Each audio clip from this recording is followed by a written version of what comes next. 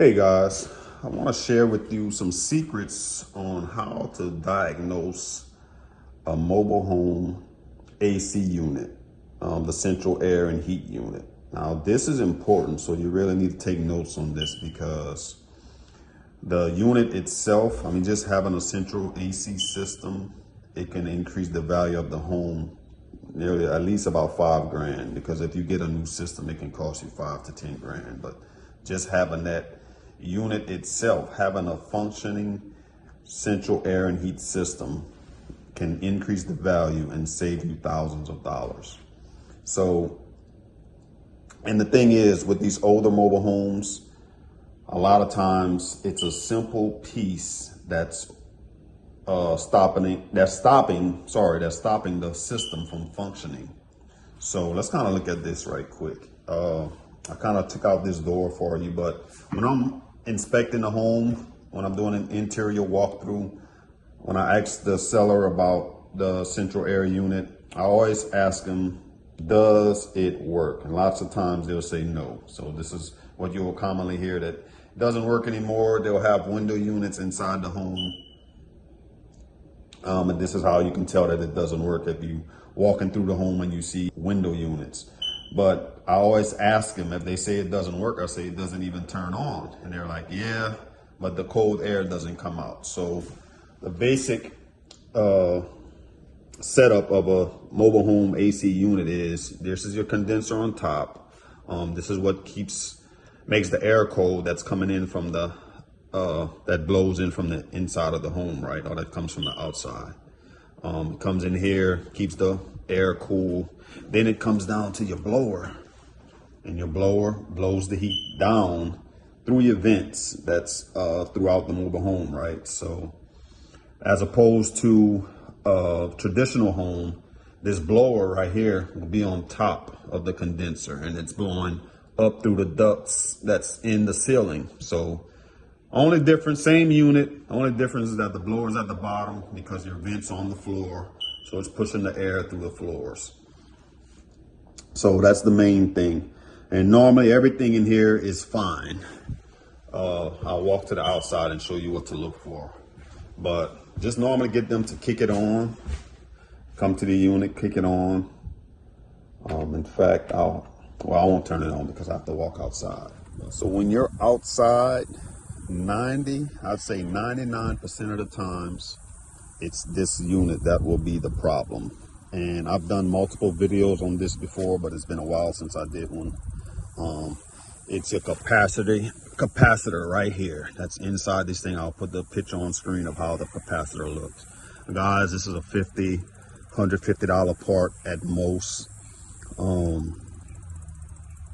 It's basically a fuse for the unit, right? If that goes out, normally that's the first thing that should be checked. And when we got this home, as you can see here, we had it checked out and the lady said it didn't work. But what happened is she had somebody do work and they did bad soldering joints, and we had to get the AC company to come and redo this, put Freon in it. And this thing could get pretty expensive. Freon is nearly about $100 a pound, guys. So this thing needed like 5-6 pounds of Freon in it. So it ran us about $600 just with the Freon. And with them doing the work, this thing could cost. So always check the capacitor first. And what happened, I'll share a quick story also with you guys. It almost cost me more money. Thank the Most High that we had an experienced technician come out also and double check the previous technician's work. So they fixed this and it ran great for about a month. Then we came out one day and it wasn't working. We're like, what happened? Did all the Freon come out? What happened? What was going on? So a tech came out. He was a new guy, wasn't too experienced. He made us fire it up and he said, well, your compressor is bad. So your compressor is on the inside right here, down at the bottom. It's like that little tank. And those things, your compressor runs about $1,200, 2 grand, 3 grand sometime.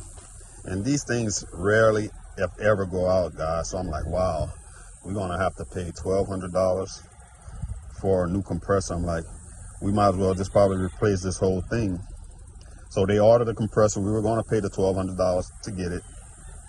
But when the guy came out to replace the compressor, it was an experienced tech. He's like, did the guy even check the capacitor? And I was like, wow, I can't believe I didn't get the guy to even check that out, because every issue I've ever had with a unit, an outdoor unit, it was the capacitor.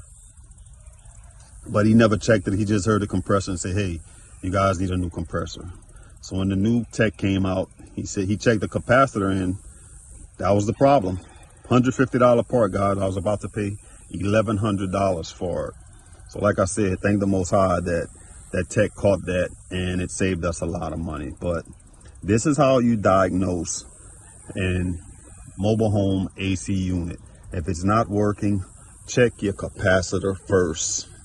9 times out of 10, this will be your issue, because like I said, these units are normally self-contained. You think about a window unit.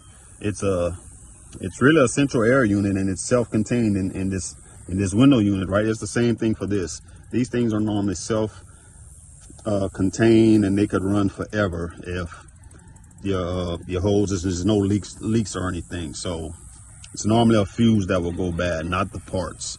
So hopefully this will help you guys out. It'll save you a lot of money. If you have any issues with the seller telling you the unit doesn't work, come out here, especially if it fires up on the inside of the home. Come out here and check the capacitor. You can always check the capacitor if you end up purchasing the home. So hope this helps. Drop your thoughts in the comments. If any other videos you'd like for me to share, any other secrets you'd like to know about mobile home investing. And again, check out all of our materials that shows you how to get these homes for little or nothing. Check that out. Talk to you guys soon.